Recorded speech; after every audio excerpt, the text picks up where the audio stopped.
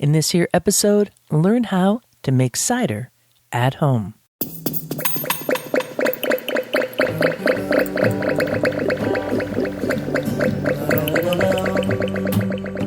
Hello, my name is Ria Windcaller, and I am the producer and cider MC of this weekly podcast, where we speak with makers, cider enthusiasts, and folks within the cider trade from around the world. Hip, hip, hooray! Perhaps you are checking out this here podcast called Cider Chat because you have an affection for cider, as I do. And there are a lot more commercial cider makers on the map than there were just a few years ago. Nowadays, you could go just about anywhere and find cider, maybe on tap at a bar or in a bottle. The variety is still, or maybe I should say the accessibility at some bars and restaurants is not where we would really like to see it going, but this is the beginning, and we're on a journey. And it just takes you telling somebody else about this podcast, and then they tell somebody else about the podcast, and they start hearing a certain cidery on the podcast or a certain event, and they start spreading the word.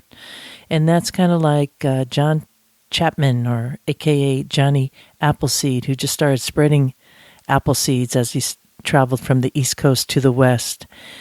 That's how news spreads, and that's what it's all about, sharing, passing on, and getting the info out there. If that's why you're here, you came to the right place. So make sure that you subscribe, follow along, or perhaps you saw the title, Cider Making for Beginners, and that's what we're going to be talking about in this episode. I actually am using an episode that I posted back in 2020, fall 2020, in that weird worldwide state that we were all in. I had a whole series on making cider. So I'm going to roll this out, kind of fine-tuned it for, 2023, 3 years later, just to bring it up to date. Not much has changed. That's the way cider making is. It's pretty straightforward. And by the end of this episode, you should have enough info to get you started, to just get a sense of how to set up a little fermentation in your little kitchen, whether it's an apartment or you live at a farmhouse, and not get too involved so that you could say, oh, do I really want to do this? I mean, that's the question. Nowadays, and I listened to this episode, I'm not making cider really like I did even a couple of years ago, because there's just so many ciders for me to try, commercial ciders that I like to talk about and check out. That's me. I've been making cider for more years than a long time. I'll just put it that way. And it's always a thrill. I always get this excitement this time of year. In fact, on social media, in the cider communities, it's almost like apple porn out there, because you're just seeing photos after photos of apples in bins, apples on trees, people out picking, people pressing ciders. And as a cider maker, as a cider fan, as the producer of Cider Chat, I don't know if other people see our photos of apple bins the same ways we do. I mean, I look at an apple and I could just gaze at it. I have apples all over my kitchen, just hang out for a long time. I never grow tired of that, but I wonder if the rest of the world sees it that way. I hope so. That's what we're trying to make it contagious. Anywho, that's what we're going to be talking about in this episode. But first, some news from out and about in Ciderville. Coming up on Saturday, October 14th from 11 to 4 p.m. in Dolores, Colorado. Now, that is a town that I've mentioned many times on the podcast, because that's where Esoterra Cider Works is based, and they are a supporter of Cider Chat. And so why not go there and support them so that they, in turn, can support the podcast? And that's how the world works, right? We're kind of all helping each other get the word out about cider. This event is taking place as part of the Montezuma Orchard Restoration Project, which is MORP for short. It's very cute. And there's going to be local orchardists, cider makers, musicians, fruit enthusiasts. There's a whole bunch of events, including a heritage apple tree sale. So you could get some apple trees then and heritage should kind of be, what's that about? Well, those are really select varieties that might be based in that area for a while, known to grow well in that area of Colorado. You're looking at a desert climate, so you want to get apples that are going to be able to make it through the full year cycle and not just look good at the sale. And while there, make sure to try some of that Esoterra Cider Works cider. They are doing a nice job there, and tip of the glass to them, and thank you for supporting Cider Chat. Cool stuff. I'm going to have a link in the show notes to that festival.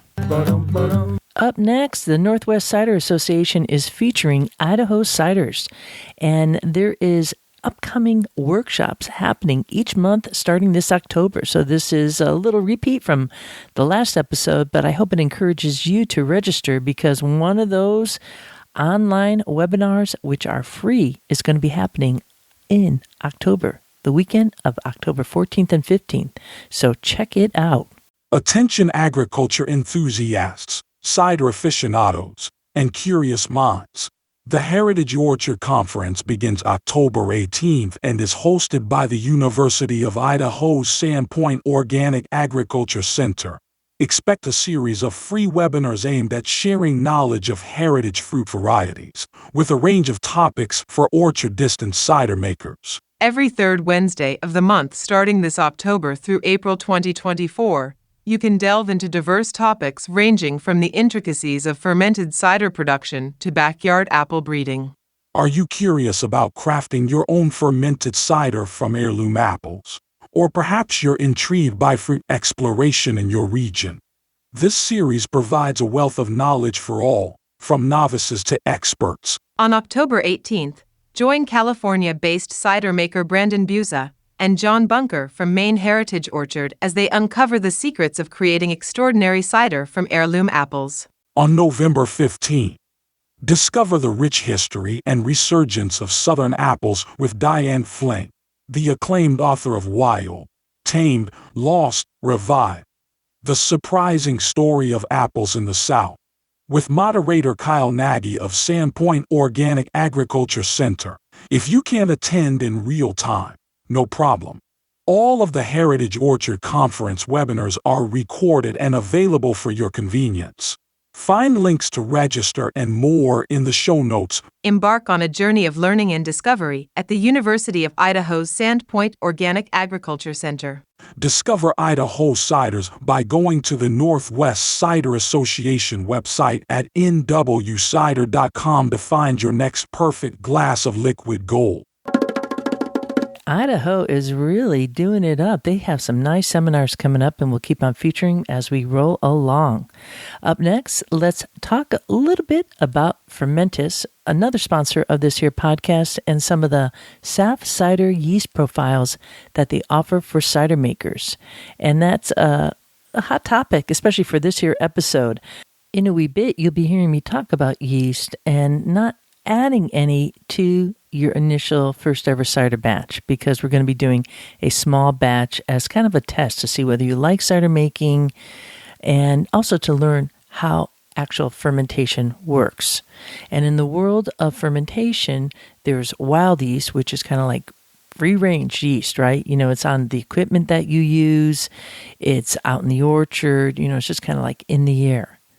But somebody like Fermentis, which is one of the world's largest yeast cultivators, they are designing yeast to make a specific profile for your cider, which then provides a cider maker like yourself to have a bit more control over the end result that comes in the glass. So whether you like sweet cider or dry cider, there is a cider yeast for you, and they have 4 SAF cider yeasts that we are featuring. So let's hear about it next and roll to that clip. Sweet, crisp, fresh, or balanced, whatever the cider you want to make, you will find the right yeast for your favorite cider in the SAF cider range by Fermentis. This week, let's discover AB1 SAF cider. AB1 stands for Apple Balanced. This yeast is the right choice for balanced cider. It ensures a very good assimilation of fructose and excellent for low-gravity ciders, which results in a delicate aroma profile combining fresh and elaborate fruit notes with a balanced mouthfeel respecting cider structure. Sap Cider AB1 will suit for all types of balanced ciders, even under difficult fermentation conditions. Want to explore diversity of cider profiles? Discover it through the selection of yeast strains visiting their website, fermentis.com. That's spelled fermetis.com. Up next is our featured presentation all about making cider at home. And my goal here is 2 stages. One, to give you a sense of the fermentation. So if you actually follow what I'm saying, at home, you're going to have a mini little cider project and how you convert juice that is non-alcoholic into alcohol. That's where the yeast eat up all the sugars in the juice and then convert that to alcohol. And probably, the classic batch of little bit of cider is going to be around the 5 to 6% range. Not super high alcohol, very drinkable. Do know while you're making this batch, and I do encourage you to kind of sip as you're making it, but watch out for sipping too much, because a really not fully fermented cider, if you're drinking a lot, saying, I know some people love this. They love that kind of fizzy state where it's not fully fermented, but I've never been able to drink it too much without, having to visit the bathroom a little bit, because it can give some folks the runs. So be careful for that, okay? Just a little forewarning. I hope I haven't turned you off. Don't leave the podcast yet. It's okay. It's okay. You're going to be all right. It's part of the fun. It's learning how things ferment. You have the apple juice, and then the yeast consume the apple juice and convert what is non-alcoholic into alcohol. And that's a cool thing, even for the family to learn how that process is. Maybe you're going to help your kid now with their next science project. I'm not sure if they'll allow that in school, but I have heard folks doing that. Anyway, that's one part. And the other part is to encourage you not to be afraid of cider making.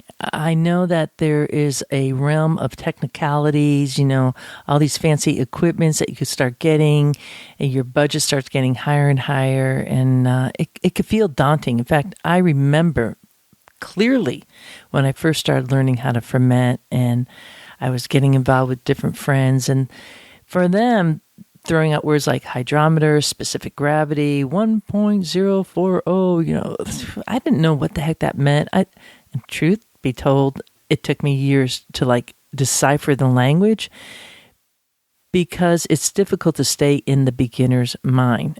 And I like to think that I am a perpetual beginner, so staying there is not too difficult for me. It's probably one of my specialties, is to stay in that beginner's mind, because it is an art, it's a craft, and no one fully has it wrapped up.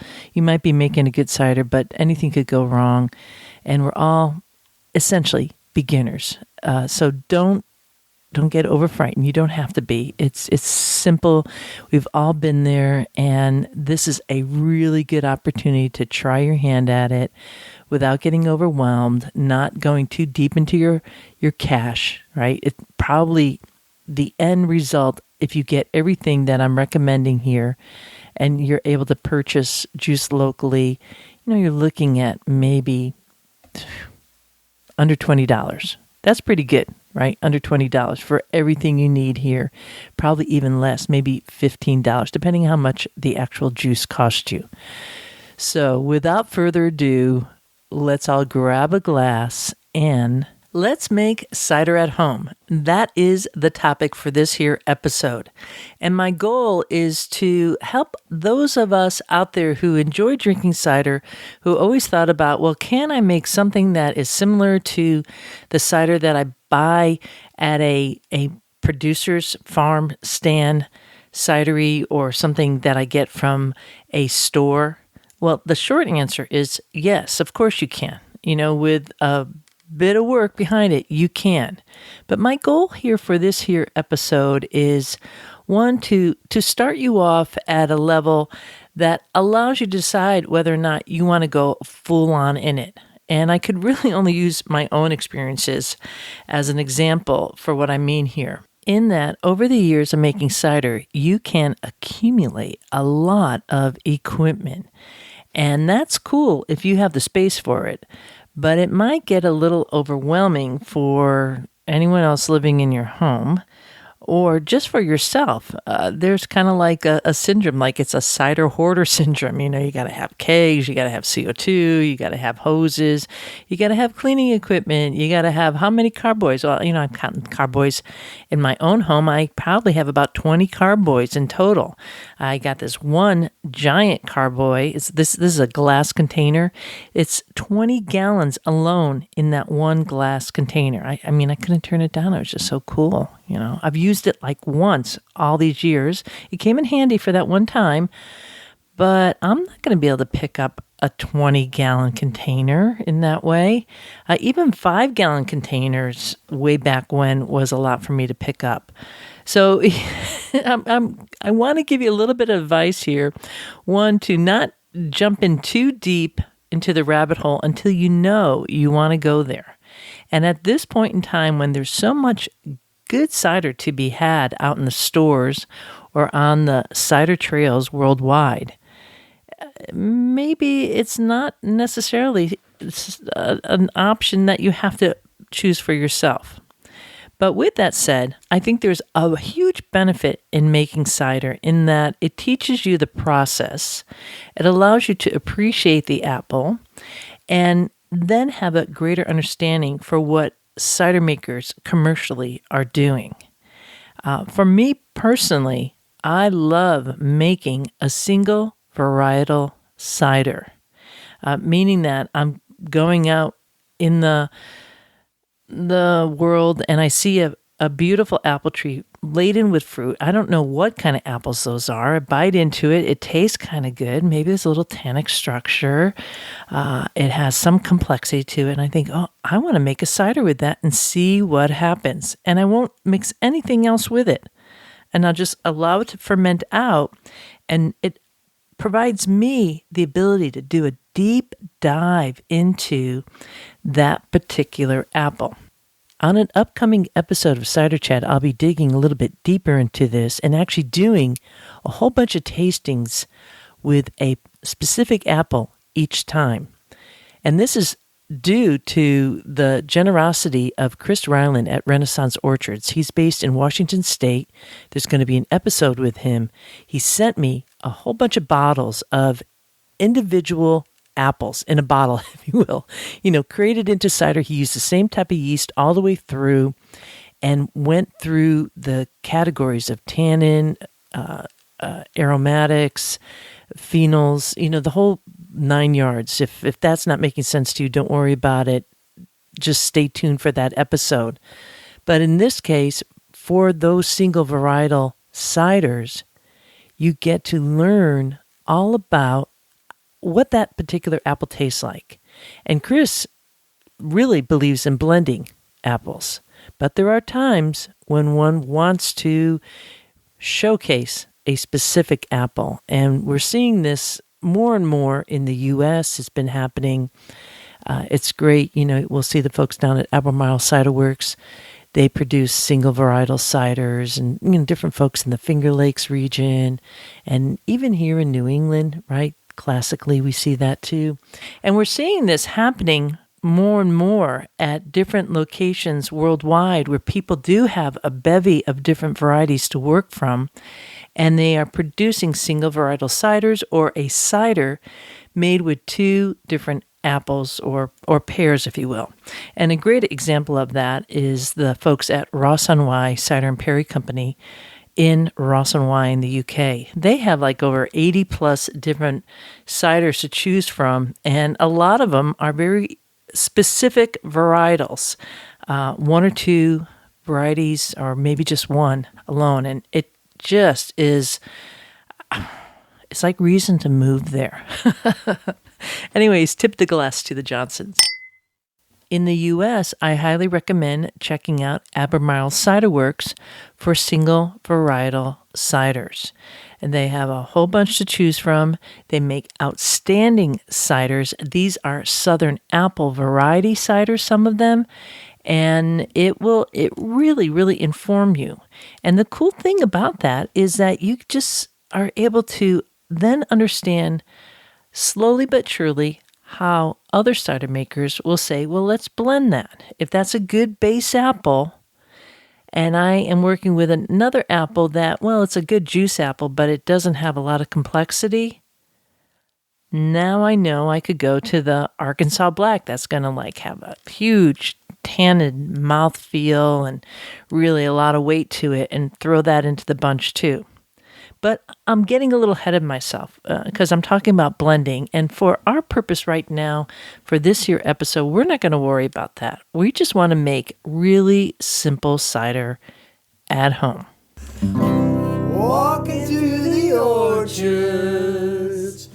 At the minimum, you're going to need 4 things in order to make cider at home. Number 1 is apple juice. Now, if you don't live in a cider territory like I do in New England, where we have a lot of cider mills all over the place, and you could go to those different farm stands and get a plastic jug of juice. Again, that's a 1 gallon supply of juice in a little plastic container. Then you might have to go to the grocery store, and they might be bringing in juice from my perfect spot of Ciderville to yours. That juice is going to be a little bit different, but don't sweat it. You're just going to do basic cider making. What I recommend, though, is you want to ferment juice that you like drinking. It's kind of tasty. It has some body to it. So if that's an option for you, then be a little selective if you have a couple juices on the shelf to choose from. If you don't have that, let's say you are in some territory in the world where you can't get really any kind of proper cider in terms of a nice cider blend from a cider mill or fresh pressed apple juice, you might be looking at canned apple juice that's been super pasteurized. What the heck? Try it. I won't judge you for that. At least you'll get an understanding of the process of how cider is being made. So, number 1, you got to find your juice. So that's the first thing you want to start looking for right now, wherever you are. It's the fall. If you are in an area where there's apples and you can get a scene together where you go picking apples and you have a little cider press and you mill that all up and press your own apple juice, ooh la la, you are there. In fact, before I even started fermenting cider myself at home, we used to just press apple juice every year on Thanksgiving and just be drinking that all day long while the turkey was cooking outside on the fire. So if you are in that kind of scene where you could get apple juice that way, this would be the time to do it. No doubt about it. So number 1, get your juice. Dancing in the street. Most places like in the Europe and in the US, if they are an orchard-based cidery and have a tasting room, more often than not, you'll be able to get fresh pressed apple juice and some cider. And cider, in this case, as hard cider. It's been fermented, right? So get yourself a gallon of cider. That's what we're looking at for this here episode, which leads you to the second piece of equipment, which is the jug. So you could ferment everything right in that plastic jug. Typically, it's going to be plastic. Rarely do we see big glass bottles, 1 gallon jug bottles, but it can happen. I know some of the big grocery chains do sell apple juice that way. And if that's all you could get, you're still okay. So number 1 is juice. Number 2 is the vessel. As long as it's a food grade vessel, and if they sold you the juice in that jug, you are good to go. So that's the 2 things there, juice and jug. And I need to add this because, speaking as an American who lives in America, it is well known that a lot of people in the U.S. call fresh pressed apple juice cider. And then they call fermented apple juice hard cider. But everywhere in the world, elsewhere, when it's fermented, it's called cider. So that just kind of screws it up and makes you feel like, well, what am I talking about? So I don't want to complicate it, but it's just kind of a funny note, and it does make it a little wiggy. But, these are small little roadblocks along the way. And if you are astute enough to listen to a podcast, I think you get it. So we got juice and jug. And now the third thing you're going to need is Smelling all the blossoms. a stopper. Now, this is a rubber stopper that's going to fit on the top of that 1 gallon jug, and it needs to have a hole in it. And let me tell you, rubber stoppers come in many different diameters. So you're going to have to make sure, and this is probably most, like, oh crap, now what I got to do? Wiggy little thing that you got to figure out here, but it's going to be super easy because I'm going to have a link in the show notes for a rubber stopper that you could get for your jug, and at least a location that you could ask the people, will this fit in a 1 gallon jug? And they'll say yes. So it needs to have a hole. So juice, jug, and stopper. And the next piece of equipment is Kicking up our feet. an airlock. And right now, for the most part, they're all plastic. I have a couple super cool glass ones that were, again, more equipment that was given to me over time in my giant equipment stash. But most airlocks are going to be plastic, and they have an opening on either end. One end will obviously go into the rubber stopper, and the other end might have a little cap on it just to keep things clean. But the airlock is designed to be filled with water, and as the cider starts fermenting, the yeast produces CO2, carbon dioxide, and that allows the CO2 to release, and it kind of bubbles out of the airlock. You hear this sound, which most people who are regular listeners to Cider Chat know that sound quite well. It's the little bubbling sound. It's just music to my ears at this time of year when everybody's making cider. So that's 4 things you need: juice, jug, stopper, and airlock.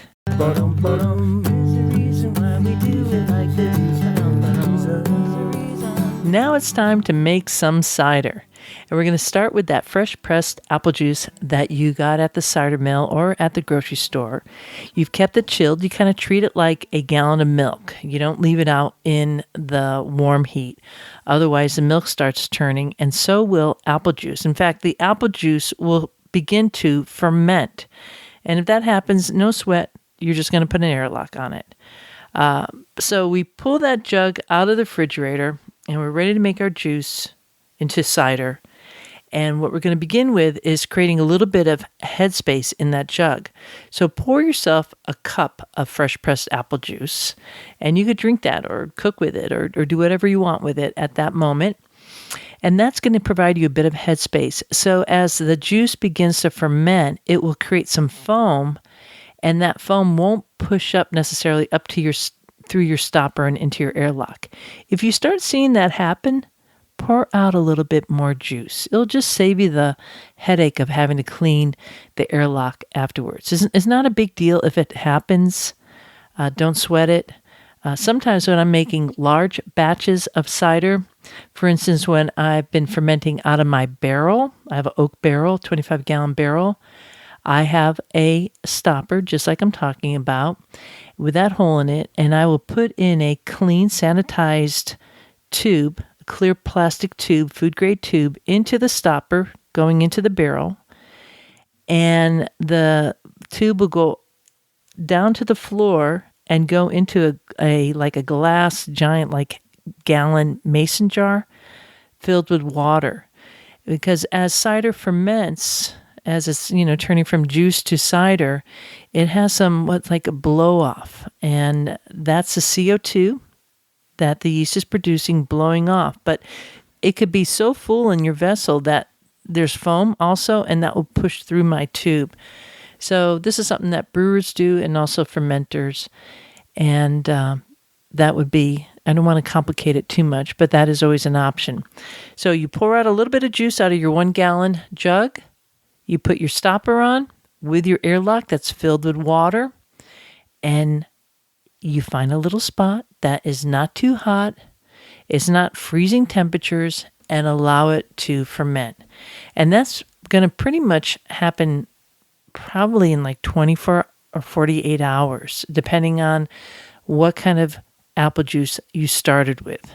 Now, this is not going to make a ton of cider for you. In fact, as it ferments, what's going to happen is that cloudy apple juice that you originally had is going to start clarifying, and all the apple particles, the kind of cloudiness that makes it look like apple juice from the farm, is going to drop to the bottom of your little vessel.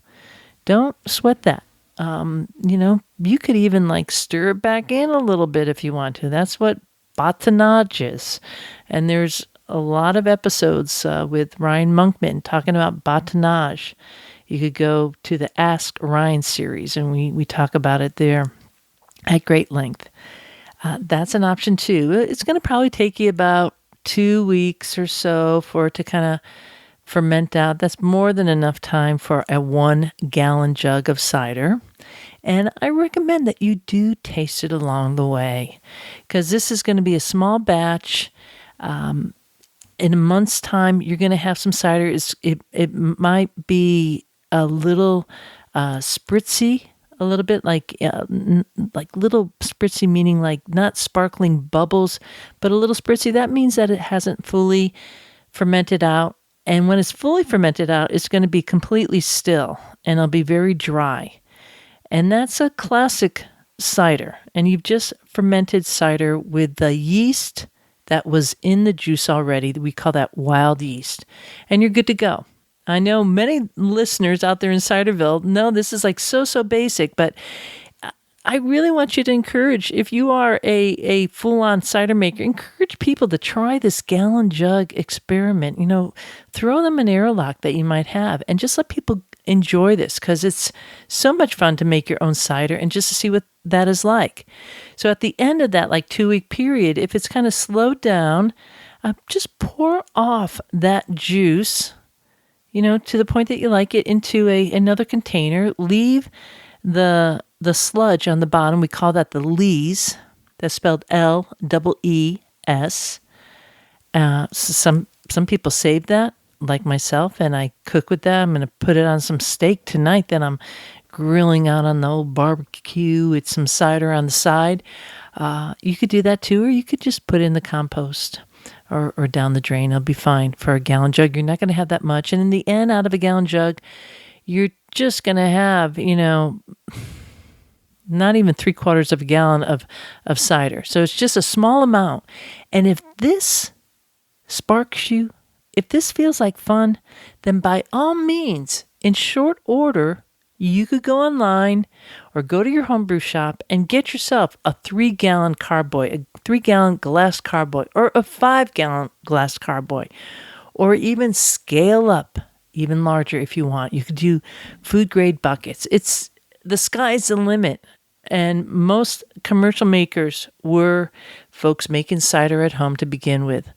But before you go that avenue, just check it out at this level and realize that all the producers in the world who are making cider commercially, there is someone out there picking the apples. Well, even before they pick the apples, tending to the orchard and pruning back the trees. It's a lot of work to bring that tree, that fruit, to the finished product in a bottle. And that's something you might want to consider if you're thinking, God, I love this. I want to start, I want to have an orchard now. I want to, get a whole bunch of stainless steel, veritable tanks and start producing cider. Before you go that route, just make yourself a gallon batch and say, well, did you clean that airlock right away? Or did you kind of forget about it for a while? In total, it's going to be like under $20 cost to make that little 1-gallon blend of wild apple juice into cider. And if it was totally fun, then keep on keeping on. And if you enjoyed it, but you thought, there's a lot more to it, then keep on supporting all the wonderful commercial cider makers out there. When I come back, I'm going to make a recommendation of a book that you should check out at this level for cider making. The Big Book of Cider Making is now available. I had the authors on the podcast, episode 231. That is both Christopher and Kristen Shockey. They've written a number of books already, and this one, by far, is one of the most eloquent-looking cider making books I have seen. It takes you, as they say, on the path where you choose your own adventure. So if you like a real dry cider, or if you really like sparkling cider, or you want to add fruit into your cider and make it a fruit cider, they do all that. They provide really clear directions that aren't overwhelming. So that's a great, great book to check out. There'll be, again, links to that. And also, for a more technical book, there is Claude Jacquel's The New Cider Maker's Handbook. So, wow, aren't we lucky that there's so many resources? I mean, if you go back 20 years ago or even less, there was, you were just winging it and hopefully seeking out cider makers willing to talk to you about that. And typically cider makers are, but you know, you might have to travel really, really far to do that. So we are living in the land of plenty these days, and now you can make your own cider. And before we leave this topic, I do want to let you know that these days you can order apple juice online, like via Amazon, right? That huge online retailer.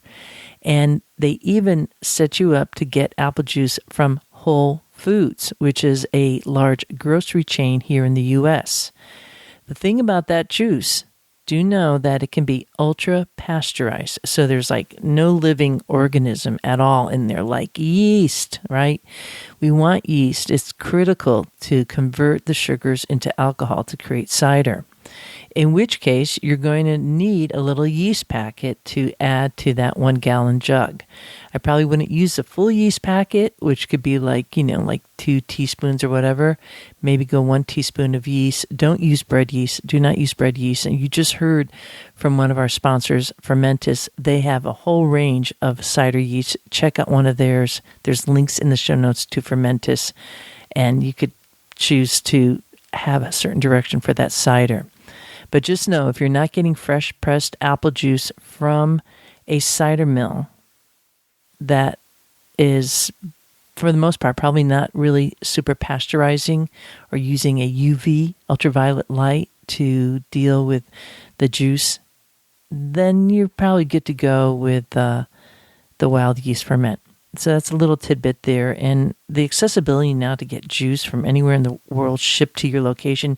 You could be listening right now in the Bahamas and thinking, I want to try some cider. And you know what? You can. Which I love, ramp it up. And truthfully, the recipe I just gave you, doing in the 1 gallon jug, you could do that with any juice. Any juice, right? Let's say pomegranate juice or pear juice or strawberry juice. If you have that much juice, that'd be a lot. But any kind of juice, grape juice. This is how we make wine. And it's super easy. So don't be intimidated. If you do try this recipe, do let me know. Send an email to info@ciderchat, or maybe you're going to post it on social media. If so, I would love to know about it. Just tag Cider Chat on Instagram @CiderChatCiderville. We'd love to see it and know what you're doing and hear how it worked. Do pass the word along that there is a cider-centric podcast. If you're enjoying these episodes of Cider Chat, like this week, episode 381, titled Cider Making for Beginners. There's lots of folks out there just hungry for this kind of info and would like to hear about other cider producers worldwide, and also to find out tips and tricks from the best in the business. So if that is you out there looking to share the word and become a cider supporter, do let folks know about Cider Chat and tell them to check it out at ciderchat.com. And for those folks out there in Ciderville who listen each week and subscribe to this podcast, I thank you. This is also your opportunity to help keep cider going up and support the podcast, which is listener supported. You could do that at the Cider Chat Patreon page, which is spelled Patreon, or hit the donate button at ciderchat.com. And with that, I leave you here. This is Rio Windcaller signing off for now. Looking forward to seeing you in Ciderville. We like cider, we like palms, we love orchards and having fun. There is a reason why we do it like this. Oh yes there is. There is a reason why we do it like this. Oh yes there is. There is a reason why we drink it like this. Oh yes there is a reason. We like walking through the orchards, dancing in the streets, smelling all the blossoms, kicking up our feet. We like cider, we like palms, we like orchards, having some fun. There is a reason why we do it like this. Oh yes there is. There is a reason why we do it like this. Oh yes there is. There is a reason why we drink it like this. Oh yes there is. There is a reason. We like walking through the orchards, dancing in the streets, smelling all the blossoms, kicking up our feet. Oh yeah. We like cider. Oh yes we do. We like palms. Oh yes we do. We love orchards, having some fun. There is a reason why we do it like this. Ba-da-da-dum. There is a reason why we do it like this. Ba-da-da-dum. There is a reason why we drink it like this. Ba-da-da-dum. Ba-da-da-dum. We like walking down the orchards, dancing in the streets, smelling all the blossoms, kicking up our feet. Oh yeah. We like cider. Ba-da-da-dum. We like palms. Oh yes we do. We like orchards, having some fun.